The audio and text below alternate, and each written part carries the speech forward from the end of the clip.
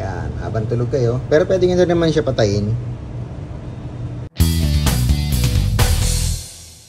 Welcome back guys. Ayan, meron tayo ditong 3-in-1 na wireless charger gawa ni AceFast. Sa likod, yung charging pin niyan, USB Type-C. Ito yung input. At least, gagamit kayo ng power adapter na 18 watts pataas. So, sa tabi niya, meron din naman siyang extra na USB Type-A kung gusto niyo mag-charge via cable. Then, meron siyang backlight sa likod.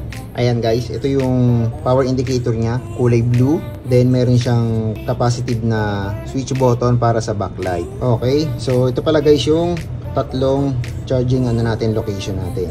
Ito pala, supported niya na yung MagSafe. So, pag nilagay niyo yung device niyo, automatic na maglalak yung magnetic niya.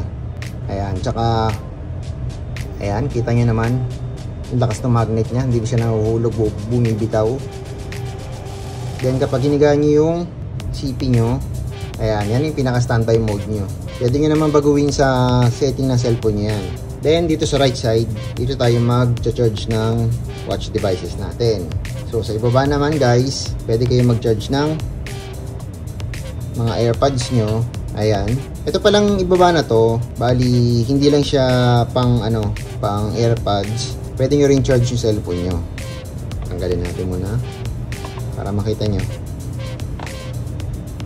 Ayan, so nakita nyo naman guys, umilaw yung green, nag-charge siya. Baliktarin natin para makita nyo na nag-charge. Ayan, so charge siya. Okay, yan, ganyan. So maganda din to guys sa gabi, para habang tulog kayo, patayin nyo lang yung ilaw nyo. Ayan, ganda oh, may backlight sa likod. Then sa gabi, nakaano kayo. Ayan, habang tulog kayo. Pero pwede nyo naman siya patayin.